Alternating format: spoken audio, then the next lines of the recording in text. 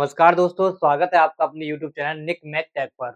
जैसा कि आप सभी लोग जानते हैं, मैं रेलवे ग्रुप डी के लिए साइंस के स्पेशल क्वेश्चंस डेली रोज रात 8 बजे आपको प्रोवाइड कराता हूं। साइंस के वो क्वेश्चंस जो डायरेक्ट एग्जाम में पूछे जाते हैं या फिर मोस्ट रिपीटेडली क्वेश्चन पूछे जाते हैं और सब्जेक्ट वाइज मैं आपको करा रहा हूँ। बिल्कुल एग्जैक्ट टॉपिक जो आपके एग्जाम में पूछे जाते हैं। अगर आपने वो वीडियो नहीं देखी और आप देखना चाहते हो तो ऊपर आई बटन और नीचे डिस्क्रिप्शन बॉक्स में आपको कंप्लीट प्लेलिस्ट मिल जाएगी सब्जेक्ट की, आप वहां जाके देख सकते हो। नमस्कार दोस्तों, स्वागत है आपका अपने YouTube channel Nick Math Tech पर। जैसा कि आप सभी लोग जानते हैं, मैं इस चैनल के ऊपर आपको रोज रात 8 बजे एक स्पेशल सीरीज चला रहा हूं जिसका नाम है आरआरबी ग्रुप बी स्पेशल। अब इसमें क्या कराता हूं मैं, रोज डेली रोज 8 बजे। नमस्कार दोस्तों, स्वागत है आपका अपने YouTube channel Nick Mac Tech पर। जैसा कि आप सभी लोग जानते हैं, मैं रोज रात 8 बजे रेलवे ग्रुप डी वाले बच्चों के लिए स्पेशल सीरीज इस चैनल के ऊपर चला रहा हूं, जिसमें मैं क्या करता हूं, मोस्ट इम्पोर्टेंट टॉपिक्स जो आपके एग्जाम में पूछे जाते हैं, उनके जितने भी रिपीट हुए क्वेश्चंस हैं, वो आपको डायरेक्ट प्रोवाइड कराता हूं। उन क्वेश्चन से आपकी बहुत ज्यादा हेल्प हो जाएगी। अगर आपने अभी तक कोई वीडियो नहीं देखी है और आप देखना चाहते हो तो ऊपर आई बटन, नीचे डिस्क्रिप्शन बॉक्स में आपको कंप्लीट प्लेलिस्ट मिल जाएगी इस सब्जेक्ट की, आप वहां जाकर देख सकते हो। आज का टॉपिक हमारे लिए बहुत ज्यादा इंपॉर्टेंट है और इससे रेलवे ने बहुत सारे क्वेश्चन पूछे हैं। इसका नाम है ह्यूमन एक्सक्रीटरी सिस्टम। इसको बहुत अच्छी तरीके से आपको समझना है। अब आपको मैं बता देता हूँ, ये मेरा चैनल है, निक मैक टेक नाम है चैनल का। यहाँ पर आप लोग प्लेलिस्ट में जाओगे ना, जब प्लेलिस्ट में जाओगे तो पहले नंबर पे ही आपको मिल जाएगी RRB group D science playlist. इस पे आप क्लिक करोगे तो मैंने ऑलमोस्ट 7 वीडियो अपलोड करी है दोस्तों।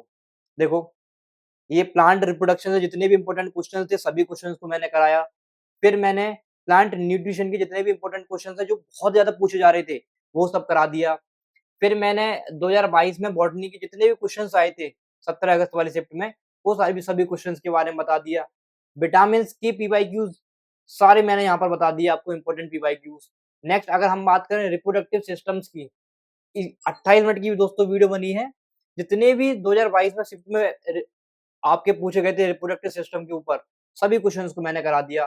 फिर कल मैंने साइंटिफिक नेम के मोस्ट इंपोर्टेंट क्वेश्चंस कराए थे 20। और आज की वीडियो भी यहीं पर आपको देखने को मिल जाएगी, क्योंकि आज की वीडियो में हम लोग डिस्कस करेंगे क्या, आज की वीडियो में हम लोग डिस्कस करेंगे ह्यूमन एक्सक्रीटरी सिस्टम के बारे में। तो इसको बड़े ध्यान से आपको समझना है।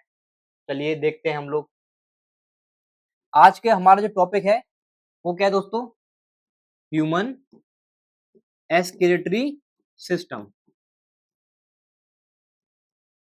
एक्सक्रीटरी सिस्टम, इसके बारे में हम लोग डिस्कस करेंगे। इसके जितने भी इंपॉर्टेंट क्वेश्चंस हैं, ठीक है, मोस्ट इंपॉर्टेंट क्वेश्चंस के बारे में डिस्कस कर रहा हूं मैं, जो इनमें से जरूर पूछे जाते हैं और बार बार रिपीट होते हैं। अगर इस चैप्टर में से कोई भी क्वेश्चन आया तो ये मान लो इसमें से ही आएगा, आपको देखने को मिलेगा। और जो बहुत ज्यादा इंपॉर्टेंट क्वेश्चन होगा ना, उस पर मैं स्टार मार्क भी कर दूंगा। देखो, सबसे पहले हम लोग क्वेश्चन पढ़ते हैं। हमारे पास कैसा क्वेश्चन है, देखिए। अगर मैं क्वेश्चन की बात करूं तो सबसे पहला क्वेश्चन हमारे पास, किडनी आर एक्सक्रीटरी ऑर्गन इन, गुर्दे उत्सर्जिक अंग है, किसका है बताओ। कि यहाँ पे लिखा है ऑल प्रोडेट्स, ठीक है, या फिर ओनली मैमल्स के अंदर होते हैं किडनी। एक्सक्रीटरी जो ऑर्गन होता है हमारा, किडनी ऑब्वियस सी बात है भैया, एक्सक्रीटरी ऑर्गन तो है किडनी। लेकिन क्या केवल मैमल्स में होते हैं? नहीं भाई, तो सब में पाए जाते हैं। मैमल्स में भी किडनी होती है, रेप्टाइल्स में भी आपको, और एम्फीबियंस, है ना, सभी का एक्सक्रीटरी ऑर्गन होता है ये। तो ये इसका सही ऑप्शन हो गया, आपको ये बात याद रखनी थी। यहाँ पर मैमल्स, रेप्टाइल्स और एम्फीबियंस, है ना, स्तनधारी, सरीसृप और उभयचरी, ये सब क्या है, किडनी आर एक्सक्रीटरी ऑर्गन। ठीक है, ये आपको याद रखना, छोटा सा क्वेश्चन था, बहुत इजी क्वेश्चन था। अच्छा, यहाँ पे पूछा जा रहा है हमसे next, which of the following, देखो, which of the following is not a part of a human excretory system, कि ह्यूमन एक्सक्रीटरी सिस्टम का कौन सा पार्ट नहीं है। क्या किडनी ह्यूमन एक्सक्रीटरी सिस्टम में आता है ना, क्या यूरेथ्रा आता है, या अगर हम बात करें यूरिनरी ब्लैडर, मूत्राशय जिसको हम लोग बोलते हैं, यूरेथ्रा यानी कि मूत्र मार्ग, किडनी यानी गुर्दा, या इनमें से कोई नहीं। हमको क्या बताना है कि इनमें से कौन सा पार्ट नहीं है, वो हमको बताना है। तो इसका आंसर है नन ऑफ दीज, है ना। ये सारे ही आपके ह्यूमन एक्सक्रीटरी सिस्टम के पार्ट होते हैं। उसमें किडनी भी होती है। किडनी कितनी होती है? एक पेयर में किडनी होती है। अगर मैं किडनी की बात करूं दोस्तों, एक पेयर में होती है ना। बीन शेप्ड की आपने देखी होगी। हमारे अंदर, ह्यूमन के अंदर किडनी होती है ना, किडनी होती है। नेक्स्ट अगर हम बात करें यूरिथ्रा की, तो यूरिथ्रा ये भी होता है, मूत्रमार्ग होता है, ठीक है। और अगर मैं यूरिथ्रा की बात करूं, ये भी वन पेयर में होता है। यूरिनरी ब्लैडर की अगर मैं बात करूं, ये भी एक होता है आपके। ये बात आपको याद रखनी थी। यूरिथ्रा भी एक होता है आपका, यूरिनरी ब्लैडर भी एक होता है, और ह्यूमन में एक और पाया जाता है, यूरेटर्स। ये वन पेयर में होता है, इतना याद रख लेना बस आप। किडनी एक पेयर में देखने को मिलती है। यूरेटर्स की बात करूं, ये भी एक पेयर में देखने को मिलता है आपको। यूरेथ्रा, मूत्र मार्ग की अगर बात करूं, ये एक ही होती है, ठीक है। यूनाइनरी बोलते हैं हम लोग, है ना। यूरिनरी ब्लैडर, मूत्राशय, ये भी एक होता है, ये तो तुमको पता ही है। तो इसका सही ऑप्शन क्या हो गया? डी। चलिए नेक्स्ट क्वेश्चन को देखते हैं हम। नेक्स्ट हमारे पास क्वेश्चन है, हमसे बोला जा रहा है निम्नलिखित में से किसका उत्सर्जी अंग है? किसका उत्सर्जी अंग है, ये बोला जा रहा है। और नाम क्या है? नेफेडिया, है ना। ने नेफिडिया, ये किसका एक्सक्रीटरी ऑर्गन है, हमको बताना है। नेफ्रिडिया, देखो, अर्थवर्म का है या कॉकरोच का है, यानी केचुआ का है या कॉकरोच का है, झींगा का है, मनुष्य का है। नेफ्रिडिया, इसको याद रखना आपको। नेफ्रिडिया ये इंपॉर्टेंट क्वेश्चन है। तो ये नेफ्रिडिया किसका उत्सर्जी अंग है? तो ये केचुए का होता है दोस्तों। अर्थवर्म का क्या होता है? नेफ्रिडिया। ये बहुत इंपॉर्टेंट क्वेश्चन है, ये डायरेक्ट एग्जाम में पूछा गया था, आपको जरूर याद रखना है कि अर्थवर्म का नेफ्रिडिया क्या है? एक्सक्रीटरी ऑर्गन होता है, उत्सर्जी अंग होता है। नेक्स्ट अगर हम बात करें, मोस्ट इंपोर्टेंट क्वेश्चन दोस्तों, मोस्ट इंपोर्टेंट क्वेश्चन आप लगा सकते हो। Name the excretory unit of the human kidney. मानव गुर्दे की उत्सर्जी इकाई का नाम बताइए। मानव गुर्दे की उत्सर्जी इकाई का नाम बताना है हमको। और ये बहुत इंपॉर्टेंट क्वेश्चन है आप सभी के लिए, और इसका आंसर है नेफ्रॉन। क्या है? नेफ्रॉन। इसका एक हेड होता है, एक टेल होता है, इसके स्ट्रक्चर से भी क्वेश्चन पूछे जाते हैं। तो आपको नेफ्रॉन को अच्छी तरीके से देखना है, यहाँ से क्वेश्चन जरूर पूछा जाता है, इसीलिए मोस्ट इंपोर्टेंट क्वेश्चन हो जाता है हमारा ये। चलिए नेक्स्ट क्वेश्चन को देखते हैं। नेक्स्ट क्वेश्चन है हमारे पास, प्रोसेस ऑफ एक्सक्रीशन। एक्सक्रीशन मतलब वाटर निकल रहा है, एक्सक्रीशन हो रहा है, ऐसी प्रोसेस, एक्सक्रीशन की process of excess water in plant is called. भैया पौधों में पानी ज्यादा हो जाता है, तो वहां से एक्सक्रीशन होता है पानी का, तो उसको हम लोग क्या बोलते हैं? आपने देखा है, जब ये बोलते हैं उसको, डायरेक्ट अगर मैं बात करूं, ट्रांसपिरेशन, है ना, वाष्पोसर्जन बोलते हैं हम लोग ना। क्या बोलते हैं? पत्तियों में छेद छेद छेद छेद आपको देखने को मिलते होते हैं, या पत्तियों के ऊपर तुम देखते होगे कि वाटर की ड्रॉपलेट्स वगैरह रहती है ना। तो किस वजह से हो रहा है? वो इसी वजह से हो रहा है, ट्रांसपिरेशन की वजह से ही, वाष्पोसर्जन की वजह से हो रहा है। तो ये भी आपके लिए इंपॉर्टेंट क्वेश्चन है, ये बॉटनी का क्वेश्चन में भी आ जाता है, और डायरेक्ट आपको यहाँ से भी देखने को मिल जाता है। तो इंपॉर्टेंट क्वेश्चन हो गया ये। नेक्स्ट हमारे पास है, the kidney in human being. Kidney in human being are part of a system for, है ना। हमको बताना है मनुष्यों के गुर्दे किस तंत्र का हिस्सा है? क्या न्यूट्रिशन का है मनुष्य का गुर्दे, या ट्रांसपोर्टेशन का काम करते हैं, या एक्सक्रिएशन का काम करते हैं, या रेस्पिरेशन का काम करते हैं? ये बात आपको पता है। जो किडनी है हमारी, ये एक्सक्रीशन की तो काम करती हैं, यानी कि जो भी हमारी इंपॉर्टेंट चीज है वो तो हमारे अंदर बॉडी एब्जॉर्ब कर लेगी, और जो बेकार चीज है जिसका जरूरत नहीं है हमको, वो एक्सक्रीशन के थ्रू बाहर निकाल देगी, है ना। किडनी यही तो काम करती है। तो ये इसका आंसर हो गया। नेक्स्ट अगर हम बात करें, dialysis. Dialysis is used for people. अच्छा, डायलाइसिस हम लोग करते हैं, टेस्ट कराते हैं डायलाइसिस का। ये क्यों कराया जाता है लोगों के द्वारा? Dialysis is used for people with defective kidneys, है ना। डिफेक्टिव किडनीज को डिटेक्ट करने के लिए। It involve the process of यहाँ बोला जा रहा है कि अगर किसी इंसान की किडनी डिफेक्टिव है, खराब है, तो उसका एक टेस्ट कराते हैं जिसका नाम होता है डायलिसिस। डायलिसिस कराते हैं तो इसमें कौन-सी प्रोसेस इन्वॉल्व रहती है, वो हमको बताना है। क्या इसमें एब्जॉर्प्शन की प्रोसेस रहती है, अधिशोषण की प्रोसेस रहती है इन्वॉल्व? क्या ऑस्मोसिस की परासरण इसकी प्रोसेस रहती है? या इलेक्ट्रोफोरेसिस है ना, वैद्युत कण का संचलन या फिर डिफ्यूजन? इनमें से कौन-सी प्रोसेस रहती है? तो डायलिसिस वर्ड होगा और इसमें कौन-सी प्रोसेस इन्वॉल्व रहती है? डिफ्यूजन प्रोसेस इन्वॉल्व रहती है। आपको डायरेक्ट याद रखना है विसरण, है ना? क्या बोलते हैं? विसरण, हिंदी में बोलते हैं विसरण, इसको इंग्लिश में बोलते हैं डिफ्यूजन। तो डिफ्यूजन की प्रोसेस रहती है दोस्तों, ये डायरेक्ट आपको याद रखना है और ये इंपॉर्टेंट क्वेश्चन है आपके लिए। चलिए नेक्स्ट हम लोग देखते हैं। नेक्स्ट हमारे पास है occurrences of excess urea in blood due to kidney failure. हमको बोला जा रहा है किडनी खराब होने के कारण रक्त में यूरिया की अधिकता होने क्या कहलाता है?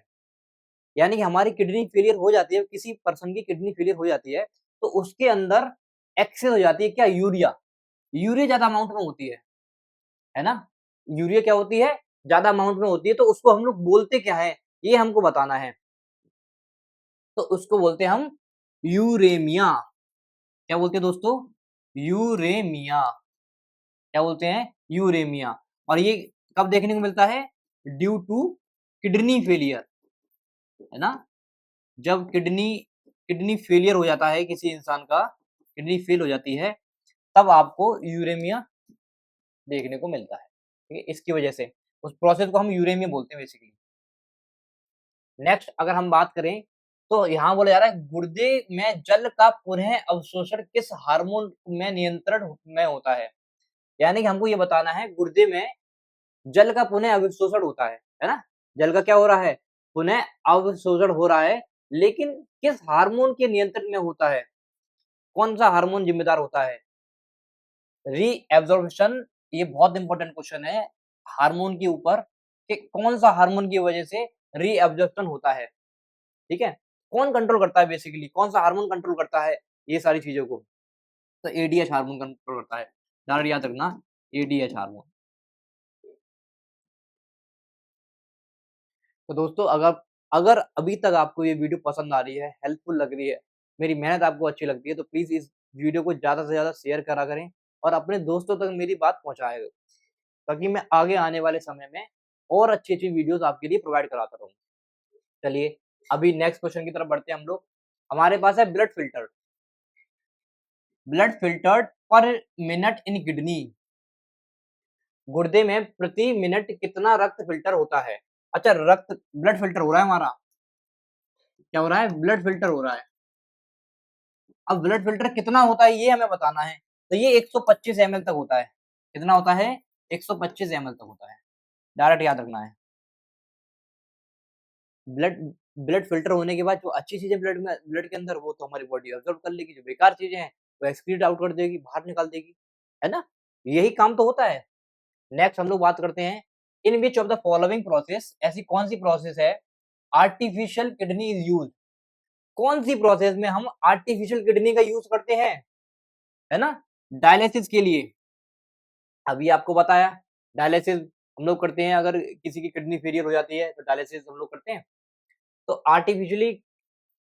आर्टिफिशियल किडनी के लिए हमको बताना है निम्नलिखित में से किस प्रक्रिया में डायलिसिस के लिए कृत्रिम गुर्दे का उपयोग किया जाता है? आर्टिफिशियल किडनी का उपयोग किया जाता है डायलिसिस के लिए। ये हमको बताना है इनमें से किसका इस्तेमाल किया जाता है, कौन-सी प्रोसेस में। तो देखो पहली प्रोसेस क्या है? तुम्हारा डायलिसिस, है ना? सेकंड प्रोसेस की अगर हम बात करें, ये क्या है हमारे पास? हेमोडायलिसिस। तो हीमोडायलिसिस बोल दो या हेमोडायलिसिस बोल दो, यही इसका सही आंसर है। हेमोडायलिसिस हम लोग करते हैं इसके लिए आर्टिफिशियल किडनी के लिए। नेक्स्ट अगर हम डिस्कस करें, is the tube that carry urine from the kidney. बहुत सिंपल सा क्वेश्चन हो गया आपके लिए। अच्छा ये इंपॉर्टेंट क्वेश्चन था, ये इंपॉर्टेंट क्वेश्चन था आपके लिए। यहाँ बोला जा रहा है is the tube that carry urine from the kidney to the urine bladder. गुर्दे से मूत्राशय तक मूत्र ले जाने वाली नली क्या होती है? आप खुद बताइए, गुर्दे से मूत्र वाहिनी बोलते हैं इसको, सिंपल। ये ज्यादा कुछ है नहीं इसमें बोला है। एक ट्यूब का नाम बताना है हमको जो कैरी करती है यूरिन, यूरिन किडनी से कहाँ तक, यूरिनरी ब्लैडर तक, गुर्दे से मूत्राशय तक मूत्र को ले जाने वाली नली मूत्रवाहिनी कहते हैं। ठीक है, नली को क्या बोलते हैं, मूत्रवाहिनी बोलते हैं। अच्छा, इसमें मैं एक चीज आपको और बता देता हूँ। एडल्ट के केस में, एडल्ट में अगर मैं बात करूं 25 से लेके 30, 25 से लेके 30 सेंटीमीटर तक लॉन्ग हो सकती है।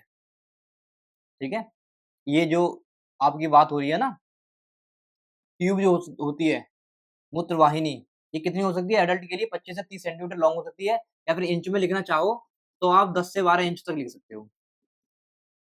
नेक्स्ट अगर हम मैं बात करूं इसमें और 3 से 4 मिलीमीटर का क्या होता है, इसका डायमीटर होता है। ये इतना याद रखना है कि मूत्रवाहिनी जो होती है एडल्ट के अंदर 25 से 30 सेंटीमीटर लॉन्ग हो सकती है और 3 से 4 मिलीमीटर का इसका डायमीटर होता है।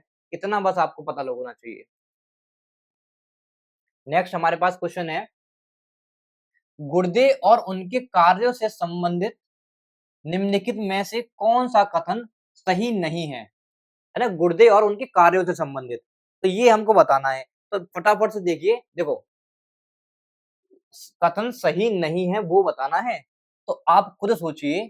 दे maintain water balance and expel metabolic waste, वे जल संतुलन बनाए रखते हैं और चैप्चयन अपशिष्ट को बाहर निकालते हैं। बिल्कुल सही बात है, ये काम तो होता है भाई, ये काम तो होता है भाई। गुर्दे और उनके कार्य, गुर्दे का ये काम तो होता ही है, वाटर बैलेंस को मेंटेन करते हैं और मेटाबॉलिक वेस्ट जो है उसको बाहर निकाल देते हैं, ये तो सही बात है। नेक्स्ट अगर हम बात करें, reptiles have relatively more nephron than bird, ये कहां से आ गया भाई। नेफ्रॉन्स के बारे में डिस्कस हो रही है, पक्षियों की तुलना में सरीसृपों में अपेक्षक अधिक नेफ्रॉन होते हैं, ये कोई बात नहीं है भाई। नेक्स्ट अगर हम बात करें, each nephron has 2 parts, 2 part होते हैं नेफ्रॉन के, बिल्कुल सही बात है भाई, 2 पार्ट होते हैं नेफ्रॉन के, ये दोनों पार्ट आपको दे रखे हैं, है ना। और नेक्स्ट अगर हम बात करें, ये देखो ग्लोमेरुलस और वकीकृत, है ना, रेनल जैसे बोलते हैं हम लोग। नेक्स्ट अगर हम बात करें, their basic function unit are called nephrons, बिल्कुल सही बात है, बेसिक फंक्शन यूनिट नेफ्रॉन होती है, ये भी इसका सही है। तो हमसे सही नहीं पूछा था ना, कौन सा कथन सही नहीं है, नहीं है तो यही वाला कथन सही नहीं है, ये आपका बी, तो बी इसका आंसर हो गया। नेक्स्ट अगर हम डिस्कस करें, हमारे पास क्या है, select the duct which take the urine out from the urinary bladder, हमको ऐसी डक्ट का नाम बताना है जो यूरिन ले जाती है, बाहर निकालती है, कहां से, यूरिनरी ब्लैडर से to the outside of the body. देखो उस नली का चयन करें जो मूत्राशय से मूत्र को शरीर के बाहर ले जाती है। अब बताओ इनमें से कौन सी ऐसी चीज है जो शरीर, अरे ऑब्वियस सी बात है भाई, यूरेथ्रा होता है, मूत्र मार्ग होता है, यहाँ से हमारी बॉडी से यूरिन बाहर निकलती है, उसको हम लोग यूरेथ्रा बोलते हैं। नेक्स्ट हमारे पास क्वेश्चन है दोस्तों, does not function as a excretory organ in humans, humans के अंदर एक्सक्रीटरी ऑर्गन्स जो हैं उसकी तरह काम नहीं करता है, मनुष्यों में उत्सर्जी अंग के रूप में कार्य नहीं करता, कार्य नहीं करता, वो हमको बताना है। देखो छोटी आंत का कोई रोल नहीं है, does not function as a excretory, है ना, स्किन करता है, लाइजन करता है, लंग्स करते हैं, ये नहीं करता दोस्तों, यही इसका क्या है, सही आंसर है, फंक्शन एज एक्सक्रीटरी ऑर्गन, ठीक है। नेक्स्ट हम बात करते हैं, which of the following diagram depict the position of the ureters, अच्छा डायग्राम इसका है ही नहीं, तो हमसे पोजीशन किसकी पूछी गई है, depict the position of the ureters, अच्छा यूरेटर्स की पोजीशन हमको बतानी है और urinary bladder in humans excretory system, ठीक है। तो देखो ये डायग्राम इसमें नहीं दे रखा है, कोई दिक्कत नहीं, मैं आपको बता देता हूँ कैसे होते हैं। इस तरीके से आपको देखने को मिलता है, ये कुछ होता है और इस तरीके से नलियां लगी होती हैं, ये डायग्राम है छोटा सा, इसको आपको याद रखना है कि इस तरीके से जुड़ा होता है, और कभी कभी डायग्राम इस तरीके से बना के देते हैं वो कंफ्यूज करने के लिए, कि इसको ऐसे कर दिया फिर ऐसे कर दिया, है ना। और तो आपको ये वाला सही याद रखना, ये गलत है, यहाँ कंफ्यूज हो जाते हैं हम तो ये याद तो रहता ही है इस तरीके का, ये बना के दे देते हैं। तो ये कनेक्शन आपको याद रखना है, इस तरीके से कनेक्शन नहीं होते हैं, ऐसे होते हैं कनेक्शन। ये बात आपको याद रखनी है। चलिए नेक्स्ट अगर हम डिस्कस करें, हमारे पास क्या है, kidney is an organ of excretion and osmoregulation in humans. ये बोला जा रहा है regulation of which two substance is done by the kidney. Regulation जो होता है किडनी के द्वारा कौन से सबस्टेंस के थ्रू होता है, गुर्दे मनुष्यों में उत्सर्जन और परासर नियमन का एक अंग है। गुर्दे द्वारा किन दो पदार्थों का नियमन किया जाता है। तो देखो ये तो क्या लिख दिया है, CO2 एंड प्रोटीन, ये लिखा हुआ है यहाँ पर, तो ये तो नहीं है। शुगर एंड सॉल्ट है ना, शुगर एंड सॉल्ट होता है क्या, बताओ फटाफट से। शुगर एंड सॉल्ट भी नहीं होता, वाटर एंड सॉल्ट होता है। क्या होता है, वाटर एंड सॉल्ट। तो ये बात आपको याद रखनी है, वाटर होता है और सॉल्ट होता है। नेक्स्ट हमारे पास क्या है, विच of the following statement is incorrect regarding the process of excretion in plant. भाई पौधों में उत्सर्जन की प्रक्रिया के संबंध में निम्नलिखित में से कौन सा कथन गलत है। फिर वही दोस्तों क्वेश्चन आगे, कौन सा कथन गलत है, हमें गलत चुनना है, सही नहीं चुनना है, गलत चुनना है। तो गलत देखिए फटाफट से, लास्ट से पढ़ते हैं हम लोग। Waste product are stored in cellular vacuoles, बिल्कुल सही बात है, ये तो बिल्कुल ठीक है। Waste product of photosynthesis is stored as starch. अब भैया फोटोसिंथेसिस मैंने कितनी अच्छी तरीके से आपको बताया था कि स्टार्च की फॉर्म में स्टोर्ड रहती है, नहीं, यही हमसे पूछा गया था, यही इसका उत्तर हो गया। नेक्स्ट हमारे पास है, which of the following in humans remove the excretory substance in the form of soluble nitrogen compound। यहाँ बोला जा रहा है मनुष्यों में निम्नलिखित में से कौन घुलनशील नाइट्रोजन यौगिक के रूप में उत्सर्जी पदार्थों को हटाता है।